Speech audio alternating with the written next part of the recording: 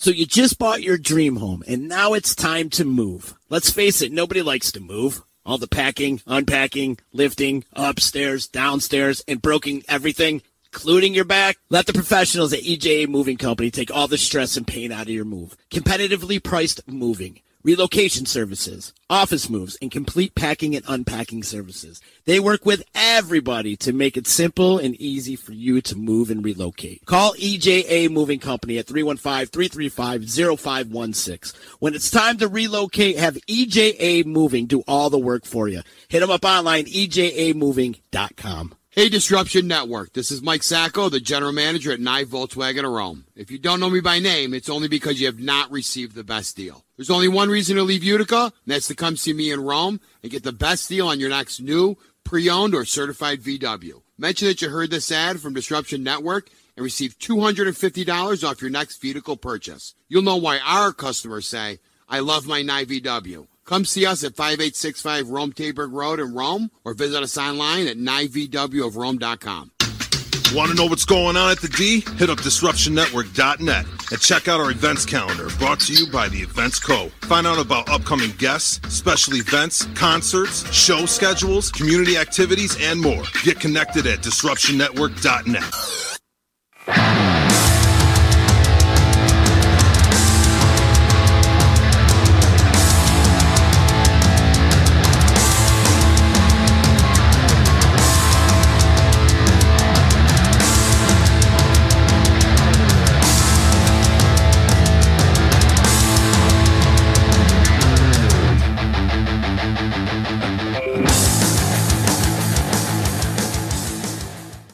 Hey everybody, what's going on? And welcome back to All Pucked Up, brought to you by MyGarageBar.com and Disruption Network. I made it through that successfully. You did. Congratulations. Yeah. Happy New Year to everybody out there. Of course, last show of the year. I'm very excited. and I should say, we could tell in your voice. Yeah. And I should say, I hope everybody out there had a wonderful Christmas, or whatever they celebrate. All right. Happy holidays. Yeah. Happy holidays. That's the new thing. I guess we have to say that now. So very very busy week around these parts last week, and I'll leave it. Let me bring you guys in, because we already have a conversation going. We've been having it for the last couple minutes, and we might as well continue it. So, Yosh, what is going on today? Well, another Pittsburgh Penguin went down with an injury. Jake Gensel. Yeah, shocking. And in other news, the sun will rise tomorrow, right? Yeah. I say we just lick a stamp on the Penguin season and just send it out. And I was just saying, I told you before we came on, I said, and somehow through all these injuries, they've sort of been okay. They're not great by any means, but I mean, I think they're second right now in the Metro. Second in the Metro. Yeah. They're hanging in there. They're hanging. And all of a sudden, it's like, all right, we're getting somewhere. But the thing is, I think Crosby's close to coming back. Yeah. And you know who's happy out of all this? Alex Galchenyuk. Yeah. He's like, I might not get traded now. I might get to stay. Oh, my Lord. Otherwise than that, we should talk real quick about the benefit that happened this week. Yeah. Great show, man. Great show. Oh, it was a great time. Roughly about 250 people we had through the door. That's counting some of the band guys and whatnot. Yeah. But I think it was like 219 paying customers, which for a local show, fabulous. Can I talk about that really quick? Absolutely. Actually, I've been thinking about this since last night, and all the years I've played in bands around here and playing up at 12 North, I have never seen that many people in that bar ever. And I mean, I've played to 5 people in there before. It made me feel good in a way, because it kind of makes you realize that maybe the scene isn't as bad as we think it is around. Right. That's exactly what I was thinking. But at the same point, to get all these people to come out, we had to dig all these bands up from their graves from 3 years ago to get these people to come out. And since we're talking resolutions today, and since we're on Disruption Network, and we like to do challenges on Disruption Network, I'm going to issue a challenge right now. All right. What I want everyone to do, and I know everyone's busy, everybody's got stuff going on. What I want you to do is try to make time to go to one show a month. Just one local original band. Try to go out and see them. And even if it's not your style, you don't know if it's not your style if you don't give it a shot. Great point. And there are a lot of young bands that are trying to kind of break out that are getting discouraged because, either the bars just want a cover band or, nobody will come out and see them because they don't have a name built for themselves. Well, they can't build a name for themselves if nobody's going out and seeing. Right. If they have no fans, if they have nobody there. So that's my challenge. And I will practice what I preach. I will try to do the same. I will try to get out to one show a month of a local original bands, local original music. Doesn't have to be rock. It can be anything. Does Fritch's polka band count? That counts. That counts. Just give these guys a chance. Let's try to breathe some life back into this local music scene. I agree. You're 100%. And I'm not just saying that from the standpoint of a guy that's got a new band started. I have a new band. No, I definitely hear you. Just get out there. Get out there because it gives musicians hope. Yeah. When you see people actually wanting to come out and see them play. And I get, like I said, it's late. We're all getting older. People don't drink. We don't drink like we used to or at all, but that doesn't matter. They have water and soda at the bar. Yeah, you're right. You're right. And real briefly, I'll just say it kind of, when we go to promote bands and we try to do different shows, because that's kind of what we do, it doesn't help when we walk up and we'll say, hey, Mr. Bar Owner, we want to bring this band in. And they go, well, you know what? Nobody comes out. I'm not going to pay that band because it's going to be a total loss on my part. And you go, all right, okay, well, we'll bring them in for real cheap. And then still nobody shows up. The show goes south. And then 2 weeks from then, you hear people out complaining going, oh, there's nothing to do around here. Exactly. And you're like, well, if you'd get off your ass. And it was like the post you had made where you were annoying people by over promoting the show. Well, it's not over promotion. Yeah. You're not going to get people to go if you don't promote it. Yeah. I mean, there's only so much we can do. We can talk to Genesee Joe on the drive, and he'll post it, and they'll put it in the scene part of the OD, the local newspaper. And we can pump it up on Facebook and basically just annoy the crap out of people until they can come. Sure. And that's all. That's all I'm saying. Just one weekend a month. Take it out of your time, and just go out to a local bar and see a new band. Yeah. That's all. Very doable. And I do have to say thank you to Disruption Network through all that for giving us so much publicity and absolutely bringing to light everything. Scott Kimville, I didn't forget about you over there, man. How you doing? Not bad. Yeah? Not bad. How did Christmas work out for you? It sucked. I was in the firehouse for a 24. But were you really? Yeah, we did everything the day before. So. Oh man. Yeah, Santa had to make a special trip early for my daughter, so. That's all right. She was thrilled because she got all her stuff early. Yeah. And she said to me, she goes, well, Daddy, you could work Christmas Day every year, right? Yeah, thanks. Thanks, kid. Just You're sure. a Kinville through and through, aren't you? Just make sure all the presents are there early. Yeah. Perfect. Oh, you gotta love Christmas. I had a couple friends arguing on Christmas that they didn't like their gifts, they didn't get this thing, to me, I said, maybe I'm actually very lucky that I have such a small family. Right. Holidays are just like you, and here's your present, we're done. So, anyways. Yeah, so outside of the big Jake Gensel news there, which I'm still hurting. Another big injury. Scott, what do we got? Eunice Corpusalo, the poor Columbus Blue Jackets. This team just cannot get a break. No, they can't. They can't. This guy was lights out for like the past month or so. Then he gets hurt in that damned gimmick shootout. Yeah. Poor John Tortorella. I mean, I can't believe he didn't just throw something at somebody at that press conference afterwards. I mean, if you think about it, they get screwed by the time clock because the referees somehow just can't manage to keep time. Mm-hmm. I don't know if you saw that or not. Yeah. Okay. So I won't rehash that. And then Corpusalo goes down to a knee injury in the shootout. Come on. Get rid of the shootout, NHL, please. You've never been a fan. I hate it. Because it was like I was just telling Yosh, are you serious that a point in a shootout can actually end up determining a playoff spot? Yeah. Yeah, that's the sad thing. Listen, you want to go 3-on-3 in overtime, that's fine. It's exciting. I get it. Hey, great. Go for it. Knock yourselves out. Get rid of the shootout, please. Enough's enough. Yeah. It's not exciting. It's stupid. Okay? I mean, if I wanted, I'll tell you what, I'll go play PlayStation if I want to do shootouts. Okay? I don't want to see a playoff spot get determined or now have somebody get injured in a shootout. Okay? Enough. Enough is enough. Stop it, NHL. You know, I have a theory about the shootout. And because, you know, obviously the behind the scenes stuff, when you start hearing some of the things.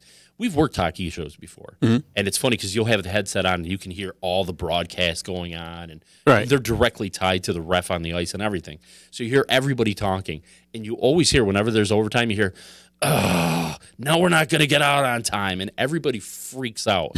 Well, and it's like, there you go. And it's like, well, wait a minute. All right, well, you know, we'll do the quick shootout, and then we'll be out. And then you're like, wow. And then it goes like 17 rounds. Yeah. You know? But it's so interesting hearing that. You're like, maybe I've cracked the code here. I know what's up with you people. So as you guys know, we were originally going to do the what I want for Christmas theme for this year, and then we decided what I really want to do is no show for the And then fate put a lump of coal in our stocking for the show. So yeah, so we decided to try to carry a little bit of a theme over. This week we're going to do basically like New Year's resolutions, because obviously today is New Year, right? It's going to be New Year tomorrow. Yeah. So we're taking teams, and I think we'll start in the East. And what we're going to do is basically talk about what their New Year's resolution should be, what these guys should commit themselves to, and make like priority to get better coming this 2020. So I gave you some teams earlier on, and we're going to start. Scott, I think we start with you. Okay. The Tampa Bay Lightning. What should their New Year's resolution be? Their New Year's resolution should be to get a little better defensively. The offense is there, and I still have not lost faith in Tampa Bay yet. Tampa Bay is the classic example of what happens when you put too many superstars on one team. Yeah. They haven't gelled at all, really. No. I mean, and they've had some time. But to me, Tampa Bay is one of those teams that is going to get hot at the right time, especially now that we're going into the second half of the season. If they can stay away from injuries, which is for anybody, any team, really. If they get hot at the right time, look out. Oh, yeah. Yep. Look out. You know, they're sitting right outside of a playoff spot right now. I mean, I think they're a point out or something like that. Yep. But when you look at the Atlantic Division, you got Boston, Toronto, and Florida. Florida, I'm still a believer, and I think they're going to get in on the wild card. I still believe that. I think there's just too much talent in Florida for that to not happen. Toronto's the team I think is going to end up dropping out. I have zero faith in Toronto. None. Their defense is in shambles. Mm-hmm. All right, if Marner and Matthews or Tavares aren't doing it, forget it. They're done, right? Freddie Anderson, the poor guy, has got to be exhausted already. And God forbid if something happens to him, they are sunk, right? But that notwithstanding, we're not talking about Toronto. We're talking about Tampa Bay, okay? They're leading the league in power play percentage. What a shocker, right? Yeah, right. Oh, my God, that's so surprising. But they're also in the top half of penalty killing, so they're okay special teams-wise. Mm-hmm.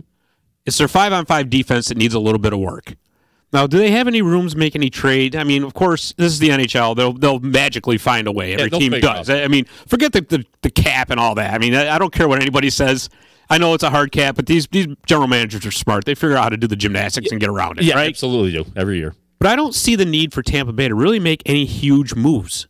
I don't see it. No, they've got I think they got to stick with what they got. Mm-hmm. And then they got to turn around and say to John Cooper, okay, you have been built up as this genius for years. Okay, you're the boy wonder, you know, and all that. Guess what, pal? It's time to earn the contract. It's time to earn the money. Right. But I'll tell you what: if they miss for some miracle or whatever, bye. See ya. Yeah. Goodbye. Yep. Because there's going to be a damn big shakeup necessary. We were talking earlier. I actually am kind of surprised that hasn't happened already. Not with Tampa Bay. It's way too early to panic. It's too early. Okay. Not with Tampa Bay. We said the Sharks could have been in trouble for that, right? Sure. But look what happened. Yeah. But we'll save all that for the Western Conference. Yeah, I think we might have. I was going to say we'll save that. We'll save that. Just put that on the back burner for now. But anyways, like I said, Tampa Bay commit to get a little better defensively, 5-on-5, and you're going to be just fine. Yeah. Yeah. They've still got breathing room to get into that top 3 in that division. They're not going to catch Boston, but they've certainly got enough time to get into the top 2 or 3. The 2 or 3 spots. So. And you know what? The funny thing is, as much as we sit here and we're like, oh, man, they got to do something. They got to turn this around. After watching St. Louis last year, completely you know what? turn things around. You're right. But you know what the problem was with St. Louis doing what they did? Now everybody thinks they got a chance. True. People don't realize that was like a 1 in a million thing that St. Louis did. Now that St. Louis did, they're like, oh, we can do it. Well, we can do it. Yeah. Everybody thinks they're Rocky Balboa now, Right at the end of January, we'll kick in. down. That's all right. Gonna fly now. No, that was a one-off. Yeah. Yeah. And Yosh, do you what do you think about Tampa? You think that's the right resolution? I'll agree with that. I also think they really have to focus on embracing a must-win attitude and start really picking up wins at home, because just before Christmas they were sitting at just about 500 playing at home. Yeah, that's not great. No, I mean, and then after the Christmas break they've strung together 3 wins, and they have a fairly easy schedule coming up. Their next 3 games are playing Buffalo, Montreal, and Ottawa. So I really don't think it should be a problem for them to really start picking up some steam here. Sure. You're absolutely right, Yosh. And then there's one other point I wanted to add, because you're right. Their sense of urgency really stinks sometimes. Yeah. It's almost like they think, oh, we got the talent. That's the star mentality, right? It's what killed them in the playoffs last year. Absolutely. Yep. One other thing I want to point out, and this goes for every team. All right, if you look at the stats, the standings on NHL.com or on the NHL app, right? You got games played, wins, losses, overtime, blah, blah, blah. The last column is the one that's important to me, and that's differential. It's basically the team plus minus. I don't put stock in individual plus minus, really. Oh, yeah. I mean, that's kind of a garbage stat for individual, but for team-wise, I like it because it can tell you where the flukes are and where it isn't. Okay? Tampa Bay is a plus 15. Now, I realize they've blown a couple teams out, but they've also been blown out a couple times. Right. But overall, if you're to the positive, you got a shot. And when you're at plus 15 and you're sitting just outside of a playoff spot with games in hand on a lot of teams, you're going to be okay. Yeah. Yeah. Toronto, vice versa, is only a plus 8. And they've already played quite a few more games than anybody else has. Yeah. So that's why I'm thinking it's going to come to the median pretty soon. I think when everything shakes out, Tampa's the team that they're going to be okay. I think so. Yeah. There's not a doubt in my mind. They make a great talking point for right now. And you know what? This could probably be the best thing that ever happened to them. What, they have to face a little adversity. Yeah. A little bit, okay. Oh, yeah. Now you're down on the mat. Now you got to get up. Yeah. No. Now let's see what you're made of. Think about 2 years ago when Washington won the Cup. They weren't the best team in the league going into it. No, they were not. They were floating around the middle like Tampa is now. So, everyone was amazed that Tampa had so many wins last year, and then they just fell apart going into the playoffs. You know, being the President's Trophy winners, right? And that's I mean, even when the Penguins were winning their cups, they weren't running away with their division. No. It was a dogfight right till the end. Absolutely. Maybe they're just playing coy with us, Yeah, like rope-a-dope. We'll hang out until we get into play. We're gonna sandbag, and then we'll turn it on. Oh, sneaky lightning! I knew crazy. Let's jump over and we'll talk about Buffalo, the Buffalo Sabres. I can't figure this team out, man. I really can't. Sometimes I look at them and like that's a playoff team. Other times I look at them and like I don't know what they're doing. Yosh, what should their New Year's resolution be? There's 2 things the Sabres need. They need a solid starting goaltender. Right. And they also need to have 2 more lines. I feel like I'm watching the Oilers. Yep. They have 2 solid first and second line are solid. And that's where 90% of the points on the team are. If you look at the points, each individual player's points, they're all from first, second line players. Third and fourth line,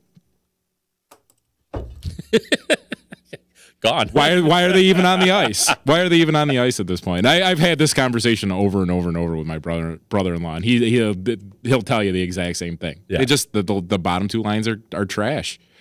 They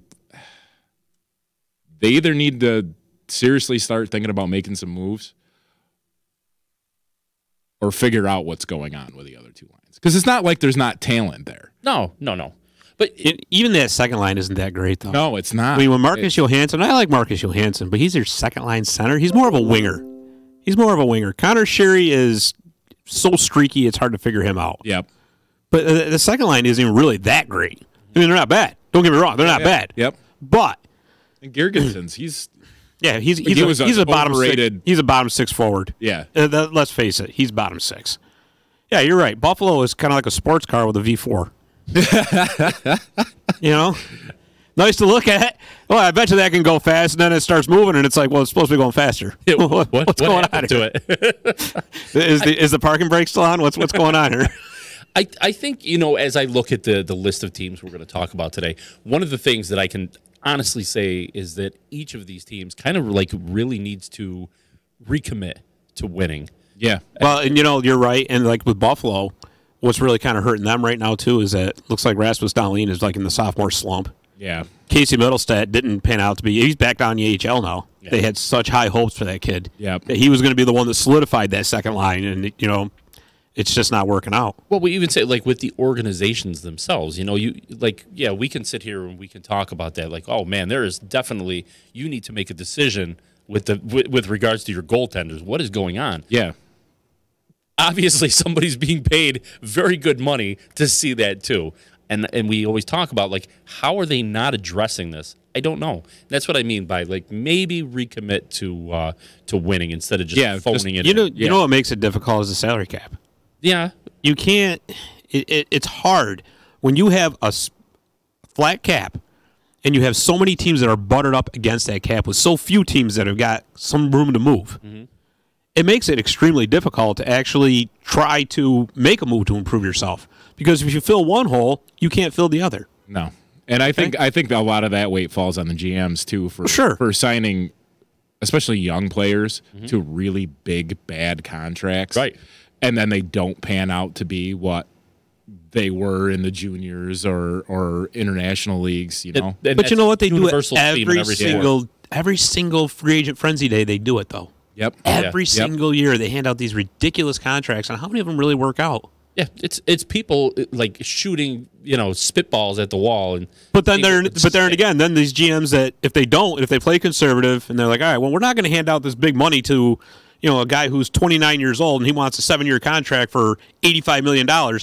Then the fan base gets all pissed off and they're like, well, you didn't make any moves. You didn't try to improve the team. Yeah. It's like, right, because we don't want to be handcuffed 5 years down the road with this contract. Right. Yeah. So it's you either way you lose. Right. Yeah. Exactly. Crucified by the media. So, what do you see in Buffalo? I think Yosh hit the nail right on the head, to be honest with you. Yeah. Linus Ullmark is actually a very good backup goaltender. I think that he's very serviceable. They made a mistake by signing Carter Hutton and thinking he was going to be a starter. I mean, he had one good year. And that's the danger with giving guys contracts one good year when they were in their contract year. Yep. And that's across the board with any sport. But it always has amazed me that somebody can have, like, say, a 5-year contract. They could be mediocre for 4 years. And then they're in that last year, and all of a sudden, they're amazing because they want to get. They are incredible. I can't figure it out. Jeez, no way. They're gonna have to address, and there's a lot of teams out there that are in the same boat. They're gonna have to address the goaltending situation. There's no doubt about it. Their defense is actually not too overly bad. Probably a good thing they didn't trade Ristolainen. Mm-hmm. Yeah, because like I said, Dahlin hit the sophomore slump. Brandon Montour. He's been all right. He's still got a lot of room to develop. Harry Jokiharju, I think that's how you say it. He's been all right. And that's another thing with the Sabres is you had a lot of players that they were expecting to take that next step, and they took like a half step. Yeah. Started off great, just like last year, and then all of a sudden, reality set in. It's one of those things, talking about fan bases before. This is a year, what do we always call it, like kind of a proving year for this team? Because we had some pretty big expectations going into it. Yeah, we expected them to at least sniff around a playoff spot. Yeah. And I've said it before and said it 1,000 times over, that fan base deserves to have a winning team or a fantastic fan base out there. Absolutely. Support that team no matter what. And they really deserve it. So hopefully for the Sabres, something will go right. Something. Give them anything. Nothing happens with Bills. Nothing's happened with the freaking nothing. I mean, let's go on. What do we got? Philly, the Philadelphia Flyers. Scott, I'm going to let you start on this one. You know what? Philly is right about where we thought they should be. Yeah. You know, I can't really complain about the Philadelphia Flyers. I think AV's done a really good job with them. They're a faster, exciting team.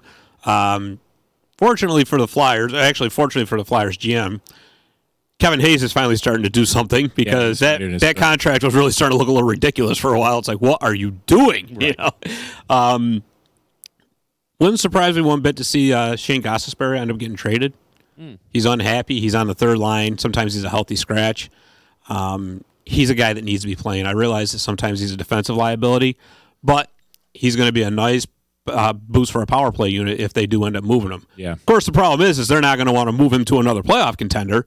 He's going to have to go out west, right? But no, overall, I think Philadelphia's done very well for themselves. There's really nothing to complain about, to be honest with you, if you're a Flyers fan. Yeah. This is where they should be, right?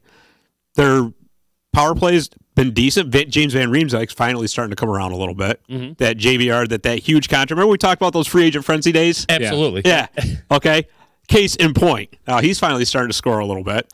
You know, you get Couturier, you get Drew. Well, Drew's going to be a consistent guy anyhow. Sure. Jake Voracek can finally start finding his stride a little bit.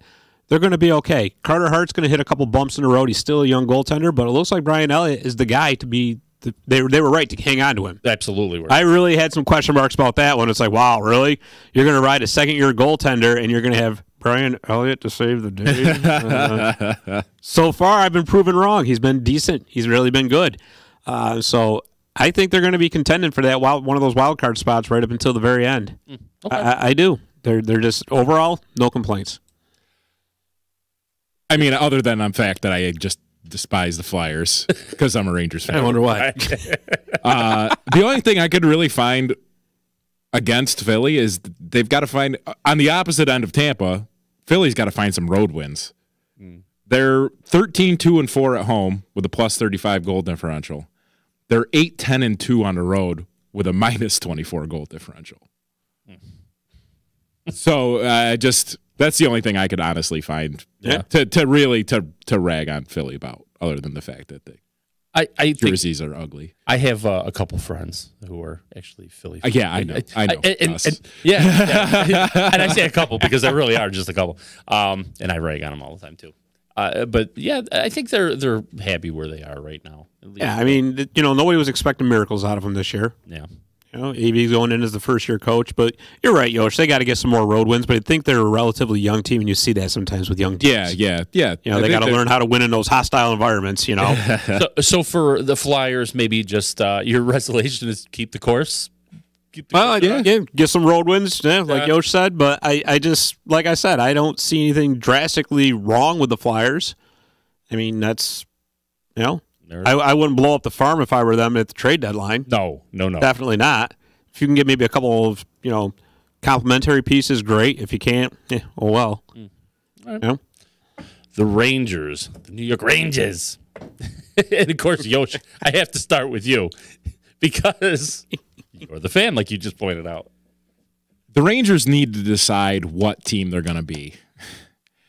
Are they going to be the team that shuts out Vegas 5-0, or are they going to be the team that loses 9-3 to Tampa? I love watching Rangers fans get fired up. You either so awesome. Listen. Either you reignite the tank, or you play to win. You can't have both. You're sitting at about 500, and you're beating. And it's what I said earlier in the season. They're beating teams that they shouldn't be beating, and they're getting crushed by teams that they have no business being crushed by. And it's just this wishy-washy, you go out and you just roll the dice, and what Rangers team are we going to get tonight? It's getting frustrating at this point to be a Rangers fan. I mean, they're a great team to watch. It's entertaining. They're scoring tons of goals. Panarin has turned out to be exactly what they're paying him to be. So I can't complain there, but I don't know. That's just it. Frustrating. Decide what team you want to be. Scott. Well, you know what? This is what I was saying right at the beginning of the season. The media, and for the most part, the Rangers fan base, way overhyped this team. The rebuild's over. We signed Panarin. We got Capocacco. We got Trouba. That's it. Rebuild's over. We're contending, baby. No, you're not. You don't have any depth. No, they don't. You have zero depth past that first line. I'm sorry, and I'm not trying to be a jerk, but it's the truth. Once you get past Zibanejad, Panarin, Kreider, what do you have? Buchnevich has fallen flat on his face. They were expecting Kravtsov to come over, remember? Now he's back in Hartford, but drama with him too. You have that. Elias Anderson wants out now. He was supposed to be another one of those young guns that was going to come up and save the day and all that. Mm-hmm. And as it turns out, once you get past like Trouba on defense, and D'Angelo's been offensively the better defenseman, but they can't defend. No, they can't. They can't. They don't have a shutdown defenseman anymore. So where are you at, really? You're probably looking at another lottery pick, to be honest with you. And another little tidbit, just to kind of not throw salt in the wound or anything like that. Poke the bear. But everybody was talking about Shesterkin, sorry, the goaltender down in Hartford. Down in Hartford, yep. Well, guess what? Guess who just ran out of waiver exempt? Ran out of being waiver exempt. Shesterkin. No. Oh. Georgiev. Oh. You can't send him down now without losing him to waivers. Yeah. They hung on to him too long. And somebody will pick him up. There's no doubt. So what you just basically did, too, is kind of kill his trade value. Yeah. If you think about it, there's going to be so many goaltenders available at the trade deadline. Yep. That, I had a buddy of mine that I play hockey with sometimes. And he's a big Ranger fan, but he's like a delusional Ranger fan. Thinks that everybody on that team's worth, 7 first-round picks and all that. Right. He was trying to tell me a couple months ago, it doesn't matter. Doesn't matter because we're going to get a first-round pick for Georgiev anyway. I'm like, You're going to get a first-round pick for who? Who? Nope. Look what he's doing. He can carry the load. I'm like, no. You'll be lucky to get a fifth-rounder. If New Jersey could only get a fifth-rounder for Keith Kincaid, if you recall. I mean, he was carrying the load in New Jersey, right? Yeah. And they got a fifth-rounder out of it. When there's so much supply as opposed to the demand, sorry, it's not going to happen. Although I have heard rumors about Georgiev going to San Jose. That would be something San Jose. Because we'll get into that too, but just say, that Western, we're just building right into that, aren't we? I know. I keep looking at it. Like, it's coming. It's coming. It's like a movie trailer. I'm not going to disagree with Scott. See, I'm more of a realistic Rangers fan. Like, I didn't think the rebuild was over going into the season, and I didn't think they were gonna. If they got into the playoffs, it was gonna be wild card maybe, and they were gonna get a buzzsaw in that first round, and they were gonna get killed in the first round. I would rather not make the playoffs than get killed in the first round. Now, here's the interesting thing. Now that you mentioned Kreider, you got to trade him now, right? They almost have to move. You have to, because if you wait till the trade deadline. Down it goes. And, like I said, what happens if he gets hurt? It's not like he's been immune to injury throughout his career. No, he's been lucky enough to not get hurt this year. Get hurt at all this year, which has been great. And he's been playing really well, too. But they almost have to move him at this point. I would say you better do it soon, to be honest with you, if you're the Rangers. As I'm listening, you know what I realize we need to do? An all Rangers show one of these days. God, no. Please. Oh, yeah. Yeah, it's coming. It's coming. And I think we need to bring in like 5 or 6 of the Rangers fans. Only if. Against Scott. Only if we can do an all Penguin show live from the hospital. Wow.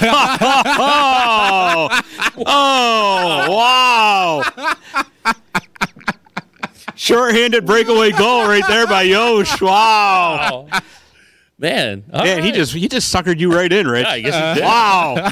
Now watch NHL Network and they'll be doing it live from the hospital. Yeah, pretty much. Which idea of ours you're going to steal this time, NHL Network? You seem to like to do that. Oh my God! That was good. We got to take our break here, and I got to go recover from that one. Let's see. Do we have? I'm gonna try the music. Sometimes we got it. Sometimes we don't. Try it. Usually, house money comes up. Let's see. What do we got? House money. We'll get this fixed someday. We'll get it. We'll try. We'll just go to you, bro. All right. Breakaway trivia. Everybody knows the rules. I'm the goaltender. You're on a breakaway against me. To light the lamp, you got to answer my question correctly. So here it is. In honor of this being the last show of the 2010 decade, we've had 10 drafts throughout this decade. 10 number 1 overall picks. How many of them are still playing in the NHL? Ooh. Oh, man. The answer when we come back. Why you got to make them so difficult? We'll be right back. So you just bought your dream home, and now it's time to move. Let's face it, nobody likes to move. All the packing, unpacking, lifting, upstairs, downstairs, and broking everything, including your back. Let the professionals at EJA Moving Company take all the stress and pain out of your move. Competitively priced moving, relocation services, office moves, and complete packing and unpacking services. They work with everybody to make it simple and easy for you to move and relocate. Call EJA Moving Company at 315-335-0516. When it's time to relocate, have EJA Moving do all the work for you. Hit them up online, ejamoving.com. Hey, Disruption Network. This is Mike Sacco, the general manager at Nye Volkswagen of Rome. If you don't know me by name, it's only because you have not received the best deal. There's only one reason to leave Utica, and that's to come see me in Rome and get the best deal on your next new, pre-owned, or certified VW. Mention that you heard this ad from Disruption Network and receive $250 off your next vehicle purchase. You'll know why our customers say, I love my Nye VW. Come see us at 5865 Rome Taberg Road in Rome or visit us online at NyeVWofRome.com. Want to know what's going on at the D? Hit up DisruptionNetwork.net and check out our events calendar brought to you by the Events Co. Find out about upcoming guests, special events, concerts, show schedules, community activities, and more. Get connected at DisruptionNetwork.net. And we're back. Look at that. Lightning fast we are these days. Hey, Lightning, there they are again. I know. You know what? We were joking around. I didn't even really have time to think about your trivia there. Say it one more time. You want it one more time? All right. Yeah. The question this week is, in honor of the 2010 decade ending tonight, actually. We've had 10 NHL drafts. That means 10 number one overall picks. How many of those 10 number one overall picks are still playing in the NHL? 5. Rich? 4. 9. Wow. The only one out of the entire decade who was a number one overall pick that's not playing, good old Nail Yakupov. Yeah. That one completely. Well, he's still playing though, isn't he? Yeah, he's over in the KHL. Yeah. Interesting. I was thinking to myself, I'm like, there's got to be like some trick angle to this. It's going to be like no, it was 2012, and that was the third year in a row that Edmonton had the number one overall pick. wow, Believe that? that was crazy. Ooh, shifting here in my Yeah. headset. Yeah. Did you hear that? Yeah. What happened? That was crazy. Crazy things, crazy times.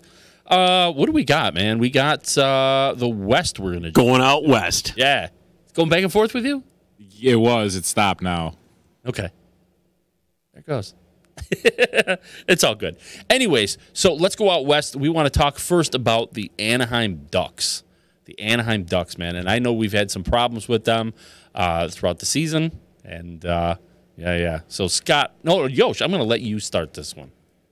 I think the Ducks just need to focus on the retooling that they've kind of been doing from the start of the season, from the offseason into the start of the season, and then maybe try to make some noise at the trade deadline.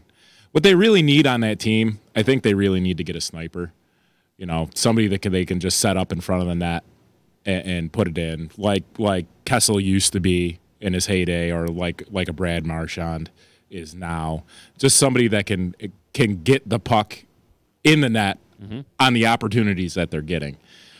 Don't forget, last season the Ducks were the lowest scoring team in the NHL.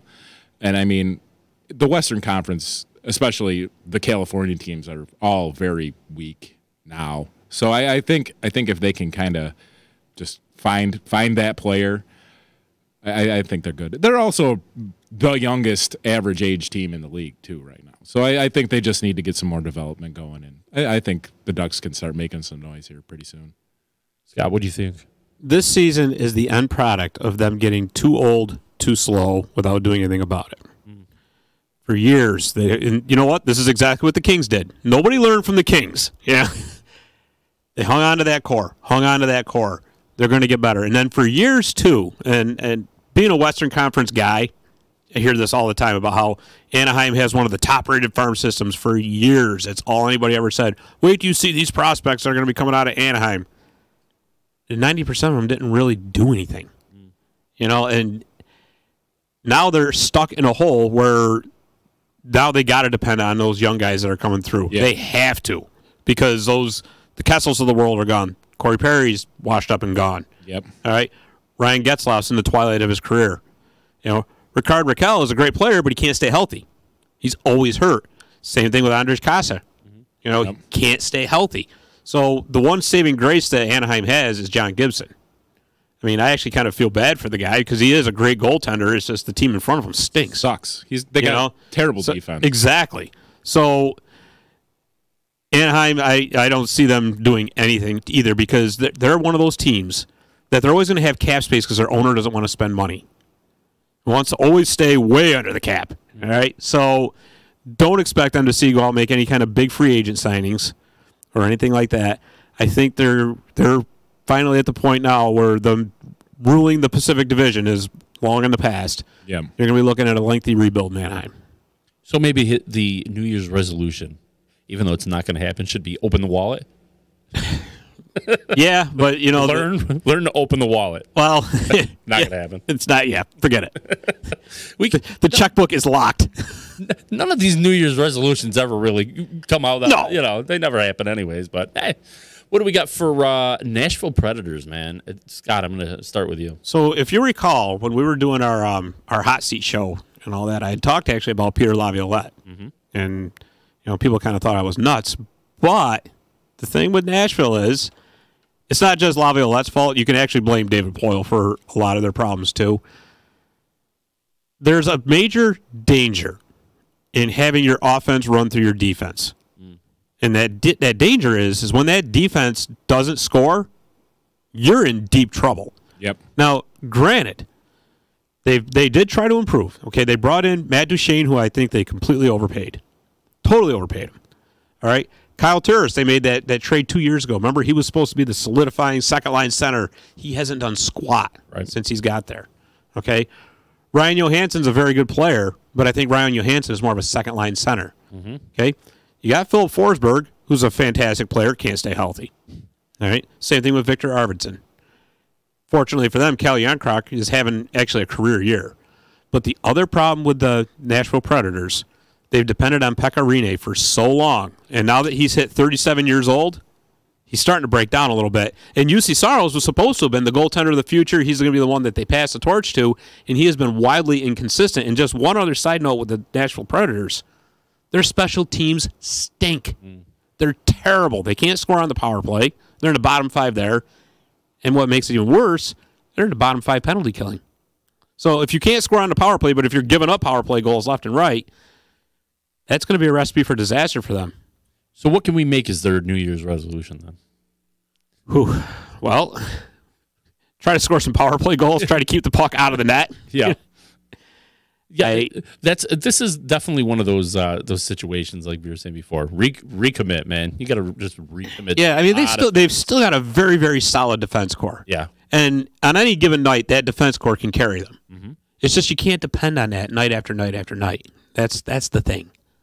So, New Year's resolution. Tell you what, UC Saros, get some consistency to your game because Pekka is no longer a workhorse, and they're going to be dependent on that kid. So he's going to have to get consistent. Start drawing up some different setups on the power play. Figure out how to keep the puck out of your net when you're penalty killing, and they can still make some noise. They can still get there. There's still enough talent on that team to get into the playoffs. Yep. But they're going to have to figure it out quick. Yosh. I was right along with Scott on that. Nashville just seems like another team to me that seems to have an identity crisis.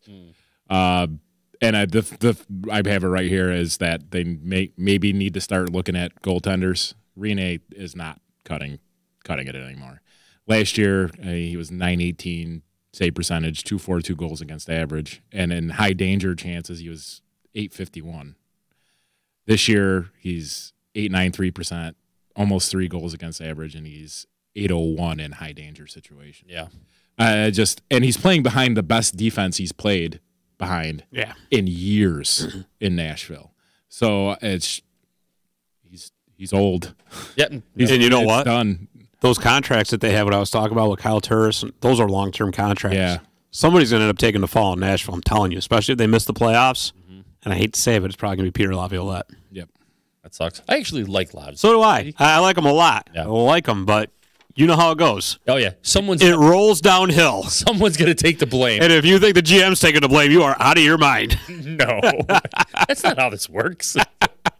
Oh, we got to go to your favorite here. And I think the one we've been gassing up here for most of the show. San Jose Sharks. Yeah. He's got a mouthful. So, Yosh, we'll start with you. I think it's time for the Sharks to embrace the tank. Yeah. Embrace it. Yeah. Embrace the tank, man. Pull a Rangers, send a letter out to the fans. Listen, it's not going to get better. Right. It's just not. And the problem is they're stuck because they have a lot of older, big-name players on humongous contracts. Erik Karlsson. Yeah, had to have him. That the only person that they could even maybe try to move for something is Thornton again. And what are you going to get for Thornton at this point in his career? We said this 2 years ago that they were building a team that was they had to win then. Yeah, and the window was very, very and it's closed. Yeah, it's beyond closed. Yeah. And I've always wanted to like the Sharks. You know, like maybe it's just the beards. You know, Thornton and Burns. Yeah, you know, and Karlsson's got a pretty sweet mustache himself, but they had Metallica come out and play the right, exactly. You gotta like them. I'm a huge Metallica fan. It's just, I think it's time to start rebuilding in San Jose. And the trouble is that it's going to be a long time before they're even out from under a lot of these contracts that they're stuck under before they can even try to start rebuilding, unless they can trick somebody into trading for Karlsson or something ridiculous like that. Which, by the way, New York Rangers, please do not try to trade for Erik Karlsson. Please do not get tricked into trading. You know who else is telling them to embrace the tank? The Ottawa Senators, because the Ottawa Senators own their first-round pick thanks to Mr. Karlsson. Yeah, that's also right. true. But, yeah, and here's another problem. Draft capital, they don't pick until the second round. And they don't have their own third-round pick. They got Philly's third-round pick. So if Philly makes a little bit of noise in the playoffs, that's going to be a lower-round pick. Yep. They don't have a fourth-round pick. Ugh.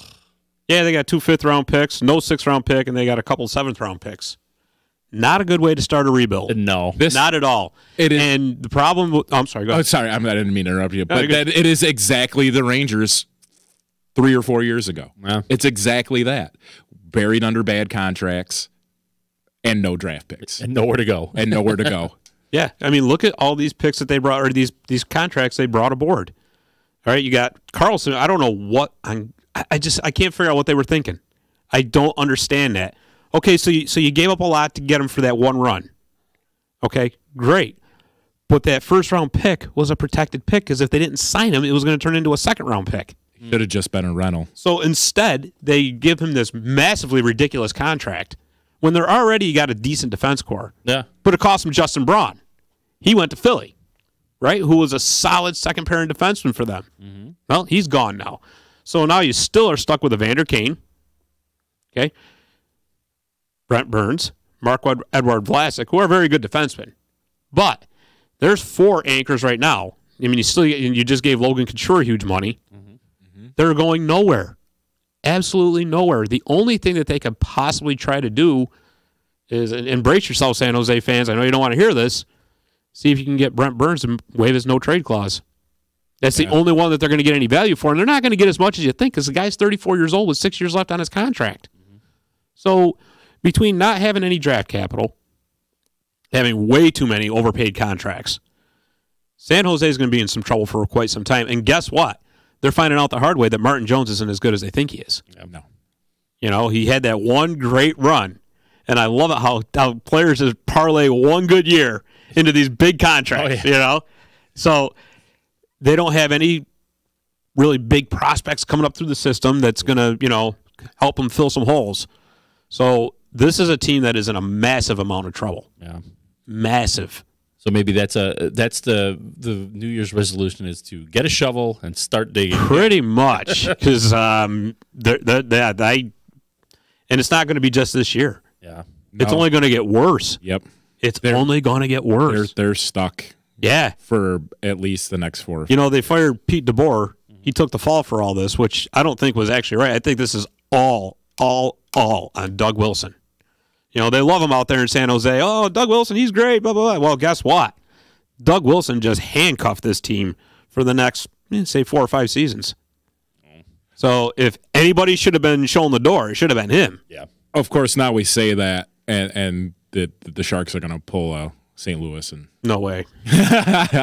Somehow I'm raging back. it seems like every time we put down a team on the show, they The light on all-pucked up fighters. curse, It's the all pucked up bump. Yeah. They're praying for it right now. Yeah, right. And one more team here. We'll go with the Chicago Blackhawks. Scott, you take the lead on that one. All right. Well, the Hawks are pretty much where everybody thought they would be. They the Hawks were San Jose a couple of years ago, hung with a lot of big contracts and all that. Now, there's always that Chicago miracle that happens to get rid of these big contracts. Either an allergy to equipment happens. I got a feeling Brent Seabrook is suddenly going to develop an allergy to the Chicago locker room. Yeah. There's something in that locker room that he can't go in. Mm-hmm. So they're going to have to move the contract so he can retire, Sure. Because he's got a lot of years left at big money. So something's going to happen there, right? There's some bright spots for Chicago. They got some good young players coming through. Alex DeBrincat's a fantastic winger. Oh, yeah, he is. They're going to have to figure out what they're going to do with Brandon Saad. I think they're going to have to bite the bullet and probably eat some money on that contract if they want to move him. I think he's got, 2 seasons left? Yeah, I think that sounds like right. that? Yep. So you got that. Taze is starting to slow down a little bit. Mm-hmm. Still a great player. Can't take it away from him. Same thing for Patrick Kane. But, man, those defensive contracts they handed out, ouch. Duncan Keith, he's only making $5.5 million, but still, every single little bit of cap space counts. And their young players are going to need some time. Dylan Strome started out great. Now he's starting to slide back a little bit. I don't think if you're Chicago, it's panic time by any stretch of the imagination. I think especially in this salary cap world, there's a price to pay for success. And sometimes you just have to eat it. Okay, we had all those great years, but now all those years of lower round picks, right? Or trading away picks or young players to try to keep that window going. Coming back. It will come back and catch up with you eventually. And not to mention, don't forget, now they're finally getting through their new system with their new coach. Because Quenneville was there forever, right? So now they got a new system they're trying to work through. It's just going to be a little bit of I think you're going to see like a mini rebuild. They're probably going to want to try to get one more run out of Kane and Taze and all that, but it's not going to be this year, and it's probably not going to be next year. But it's the way the cookie crumbles, as they say. And don't forget, Robin Leonard was on a 1-year contract, so it's going to be very interesting to see because he's been fantastic for him. Crawford's actually been playing well too this season. Yeah, when he can get in there. Yeah, that's the other thing too. So interesting times coming up ahead for Chicago, but they're right where I thought they'd be. They weren't supposed to be a contender. They had that run there earlier in the season where everyone was like, oh, look at that, the Blackhawks are back. Yeah. It seems like every team does this, though, right? Every team goes, even the Kings went on a winning streak, right? And they're like, oh, yeah, oh, crap. We suck again. It reminds me of the water. Yeah, exactly. It's the water boy. Oh, no, we suck again. Yes, what can you add on this? I just think that maybe the only thing they really could work on is maybe try to fix problems on the back end. Chicago kind of lacks depth, and they just don't seem to have what it takes to win more than they're losing. Yeah, I guess. Do you want to go through and waste another prime year of Patrick Kane and Taze? Do you want to take the chance of losing Alex DeBrincat like you lost Panarin? Something needs to change with that team. And I don't know what it is. They're a mess in all 3 zones. Either it's a coaching issue or it's a player issue or it's even upwards into management. Or, like Scott said, it could just be that this is where they're at, This is the ebb and flow of things. Of part of the, just part of being a rebuilding team after coming off of, their plateau they were on those couple of years with their cup wins. I don't know. Maybe try to get some depth players in there and got a lot of young players. Let them play. Yeah, let them play. Yep. See what can happen. And that's all there is to it. Yeah. There's nothing much they're going to be able to. They got some money coming off the books next season, so if they really want to be players in the free agent market, they could. That's of course going to be up to Stan Bowman. But like I said, don't be surprised to see Brett Seabrook somehow get shipped out of town. I'm going to guess that there is some kind of a new fungus that's growing in the Chicago locker room that he just can't be around. Yeah. Can't be around it. Just him, though. It's very allergic. So it's going to be shocking. Shockingly allergic to it. So that's all I'm saying. Let's go ahead and we'll take our second break. Promise we'll be real quick. And when we come back, we've got a little bit of a conversation here just about the NHL All-Star Game, which is coming up very soon. And we'll go over some of the rosters, the names. And sounds good. I'll ask you guys what you think. So, All right, we'll be right back. So you just bought your dream home, and now it's time to move. Let's face it, nobody likes to move. All the packing, unpacking, lifting, upstairs, downstairs, and broking everything, including your back. Let the professionals at EJA Moving Company take all the stress and pain out of your move. Competitively priced moving, relocation services, office moves, and complete packing and unpacking services. They work with everybody to make it simple and easy for you to move and relocate. Call EJA Moving Company at 315-335-0516. When it's time to relocate, have EJA Moving do all the work for you. Hit them up online, ejamoving.com. Hey, Disruption Network. This is Mike Sacco, the general manager at Nye Volkswagen of Rome. If you don't know me by name, it's only because you have not received the best deal. There's only one reason to leave Utica, and that's to come see me in Rome and get the best deal on your next new, pre-owned, or certified VW. Mention that you heard this ad from Disruption Network and receive $250 off your next vehicle purchase. You'll know why our customers say, I love my Nye VW. Come see us at 5865 Rome Taberg Road in Rome or visit us online at NyeVWofRome.com. Want to know what's going on at the D? Hit up DisruptionNetwork.net and check out our events calendar brought to you by the Events Co. Find out about upcoming guests, special events, concerts, show schedules, community activities, and more. Get connected at DisruptionNetwork.net. And just like that, we're back. Look, Scott's over there seeing a man about a horse. In the meantime, we'll get right into it. They released the All-Star selections for the 2020 All-Star Game coming up. Here he comes. How was that horse? You gotta warn me. I gave you the call. We should have a bell in there. You want 30 seconds. So like I was saying, they released the names for the rosters, and I want to go through them and just kind of get your opinion on these guys, and then we'll talk about the last man in, and we'll see what that happens with that. I'm not a huge fan of the last man in. I'm just not. I'm actually not a huge fan of the way that they select the names.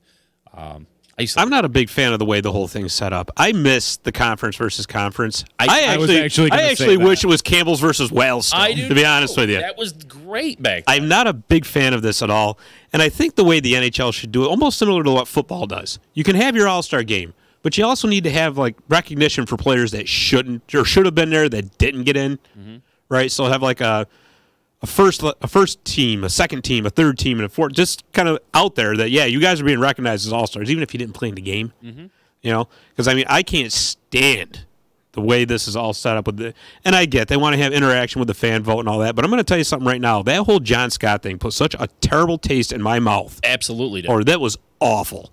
Okay, it was a fantastic story. The guy spent half the season in the AHL and gets selected to be a captain in the NHL All-Star Game. Okay, hello, credibility issues. Excuse me, I know the NHL likes to do the whole ding, ding, ding, look at us, look at us, look at us. They love to do that. Yeah. But for crying out loud, that was 3 years ago. I'm not even going to get going about that. It's not worth getting my blood pressure up over. It is spiking right now. Yeah, same thing with Zemgus Girgensons or whatever when he got in. Yeah, but I just think when they went to the 3-on-3, it was just kind of a push to get people to enjoy the 3-on-3 because that's what they were pushing for the overtime anyway. Yeah. Okay, we're all used to it now. Just go back to East versus West. Do a full game. Yeah, I everybody loves a quick little gimmick, but now you're like, all right, guys, bring back the old style. Yeah, this is garbage. So let's go through and we'll just talk about the divisions here. The Atlantic, we've got Tyler Bertuzzi, Anthony Duclair, Jack Eichel, Jonathan Huberdeau, Austin Matthews, David Pastrnak, Victor Hedman, Shea Weber, Freddie Anderson, and Tuukka Rask. Are there really any surprises there? No. Well, you know what else makes this so difficult, especially with this being a 3-on-3 division format, is they have to have somebody from every team there. Yeah, see, that was the other thing I hate. It's I understand that. Why I get why they do that to keep all. I keep understand all of that the fans happy, right? To get people to watch. Exactly. I understand that. That's fine. Yeah, but it just. I mean, granted, you can fill the roster with others. I understand that too, but no, there's no surprises really, given that they have to do it like that. Yeah. I mean, and plus when you're doing 3-on-3, I mean, how many guys can you have there? Yeah. You know? See, and that's another reason why I hate that damn 3-on-3. I hate it. It's ridiculous. I'm going to be honest. I'm not even a real big fan of the whole weekend. I don't like a lot of the skills competitions they do. I think it's too long. That's the only thing I watch is a skills competition. That's the only part that entertains me because all the players put on the funny costumes and they treat it like a joke themselves. Right. Some of the skills competitions are really, really cool. I like them a lot. You know, I'll always like trying to hit the targets. Yeah, right. I think that's the most entertaining part of the whole weekend is the skills competition. But it's so painful watching those guys try to do like the little nets. You know, like they're missing. Some of it's ridiculous. It's like, okay, enough. Yeah. You know? Or the stick handling where they have to like lift. Yeah. You know, like, who cares about this crap, man? I don't know. Anyway. Well, it's just like, I'm going to go on a little sidebar since you mentioned all that. Yeah. This stupid Michigan lacrosse style goal now they're all trying to do. Yeah. Let's just do a little sidebar. And I know we're kind of limited for time, but I got to get this off my chest. Here it comes. I hate this so much. For starters, it's almost borderline illegal because depending on where that puck is, if that's above the crossbar, guess what? It's a high stick. Right. And for the life of me, and maybe it's just today's NHL and we don't want anybody to get hurt and all that, why are defensemen allowing these guys to just pick up? You can see what they're doing. Mm-hmm. They're down there doing the little scoop. I'll tell you what, not even 10 years ago, some defenseman sees a guy trying to scoop it up. Guess what? You're going to eat the boards, pal. Absolutely. You're going to eat them. Or, what's even worse, not for nothing, okay, so he's going to come around the net, take your stick and go, boop. Just like that, puck's gone. And if he happens to eat his stick, well, guess what? Stop being stupid and trying to play lacrosse on ice. Mm-hmm. Okay, it's the dumbest thing ever. And now, you got all these kids out there trying to do it. Oh, look, I'm Svechnikov. Oh, look at this. Oh, yeah, this is just wonderful. This is great. We got all the kids trying to do lacrosse goals, but we're not going to teach a backhand. Awesome.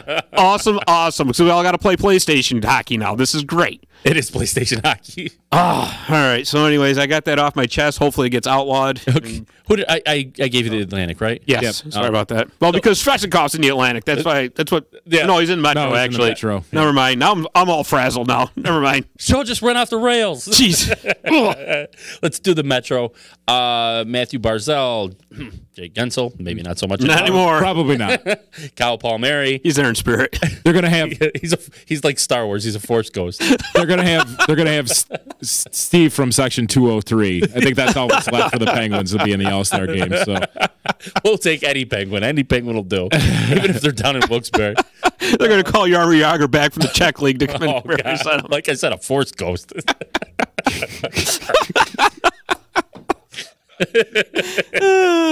In a land far, far away when the Penguins were actually healthy. Oh, God. Sorry.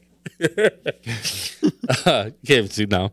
What did I say? Jake Gensel, Kyle Palmieri, and Timmy Panarin.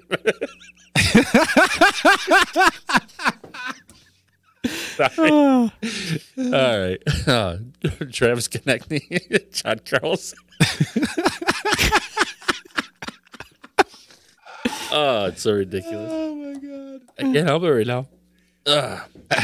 Dougie Hamilton, Seth Jones, Braden Holtby,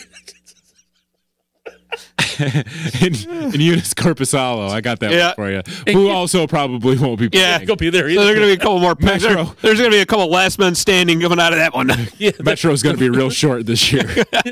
It will be the last men. Literally. God, what a train wreck. Oh man, let's do the Central while I'm kind of seeing here. All right, Patrick Kane, Nathan McKinnon, Ryan O'Reilly.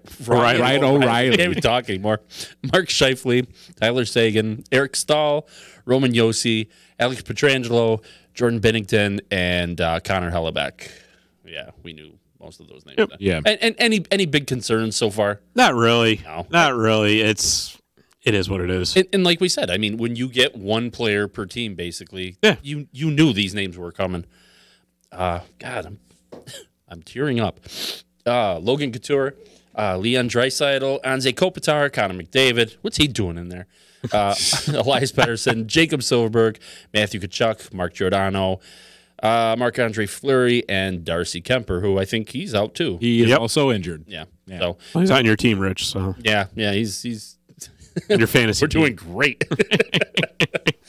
I don't think there's any big surprises on any of that. I guess, No, because you got to put Silverberg in there because the Ducks have to have a representative. The only thing I'm really surprised at is that the league didn't figure out how to put more Vegas Golden Knights on that team. yeah, I'm there you go. shocked. I am shocked that they couldn't figure out a way to have the Golden Knights represent the entire Pacific Division. Let's look at the last man in, though, the ballots for those. Bergeron for the Bruins. Sabres got Darlene. Detroit has Dylan Larkin. Alexander Barkov for the Panthers. Max Domi for the Canadiens. Pajot for the Ottawa Senators. Stamkos for the Lightning. And Mitch Marner for the Leafs. That's a tough one. Yeah. That's a lot tougher than you think. Yeah. But if I were the Bruins, I would tell Patrice Bergeron to just sit it out. Yeah. He's had health issues.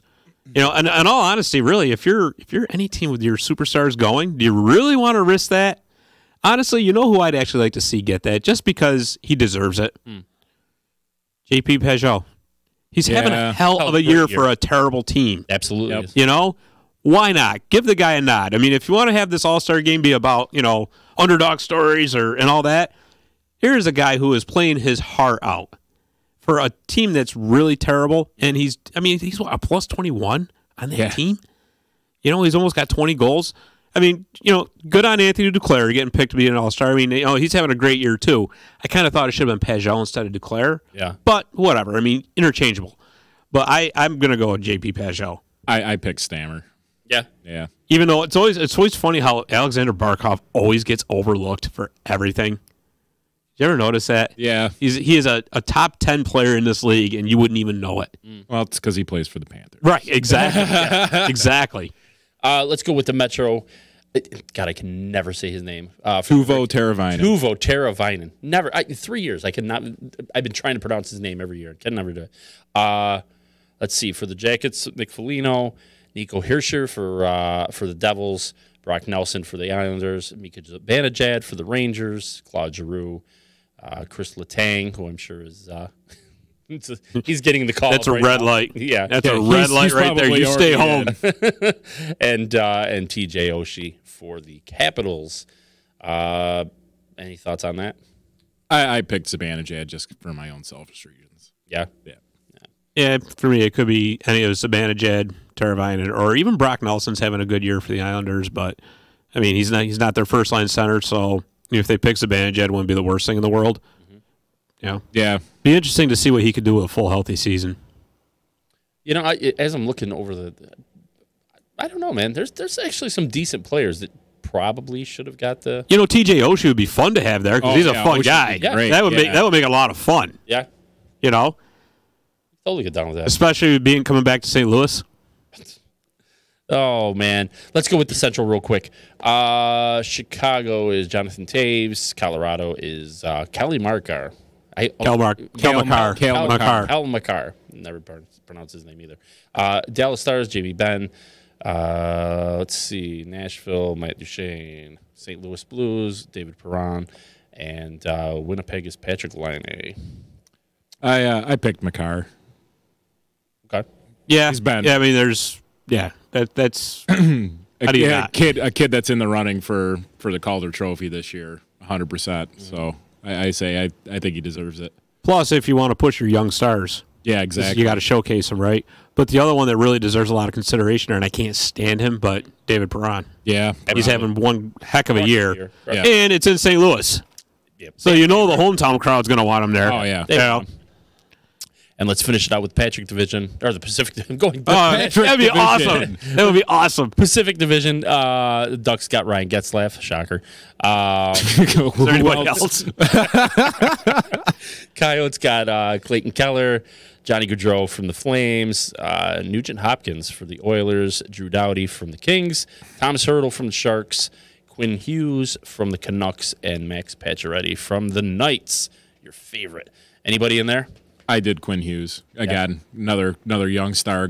Shooting for the Calder. It's going to be between him and Makar, I think. My heart wants Drew Doughty in there, but I got to agree with you on Quinn Hughes. Not Pacioretty. Yeah. He can sell soda out and beer out in the stands, right? Nice. No, there's no doubt. It's Quinn Hughes has been remarkable. Yeah, he really has. And yeah, you got to market your young stars. Obviously, these rosters are going to change a little bit as we get closer to the game because there's going to be players that decide they're not going too, like Ovechkin did. Yep. Or get hurt. Yeah. Like Gensel did. I was waiting for it to say, like, there it comes. So yeah, I don't know, man. I really do. I can't say it enough. I wish they would just go back to the old style of All-Star games. I'm sure this people look through this and they're like, oh, we got a player representing our team and stuff. But at the same time, you're like, I don't know. It just doesn't work for me. But you know what else I got to complain a little bit about too?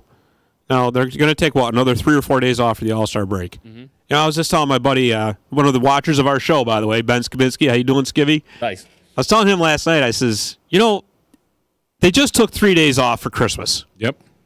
You had one stinking game on yesterday. Yeah. Let's have some hockey, okay?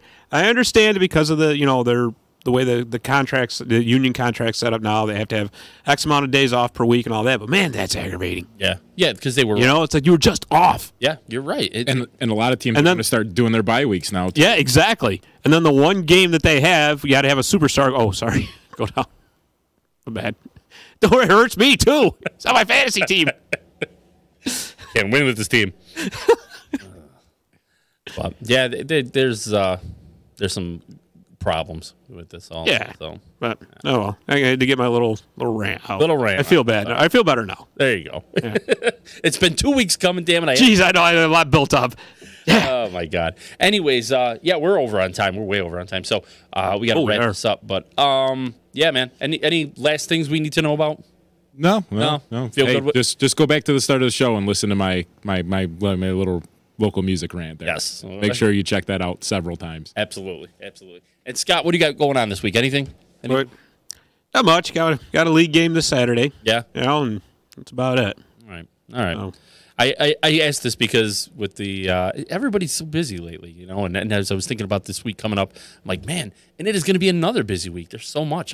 We've got I have to work the Comets game tonight, and there's New Year's shows all over Utica, and Yeah, but then what's going to happen? Doing the ball drop at the Bank of Utica this year. Yeah, crazy stuff, man. But then everything's going to drop off for 2 months. Yeah, everybody's going to go into hibernation, and then everybody remembers it's winter. Christmas is over. Done. Back to winter. Well, yeah, no snow. That's definitely helping everybody right now. The first time a snowflake, everybody's going to be like, forget it. Back in my hole. See you in May. So, all right, let's wrap it up here. So I think that's going to do it. For Yosh and for Scott, I'm Rich Masucci. Hope you enjoyed the show, and thanks for listening. Have yourself a great New Year, and we'll talk to you soon. Happy New Year. Happy New Year, guys.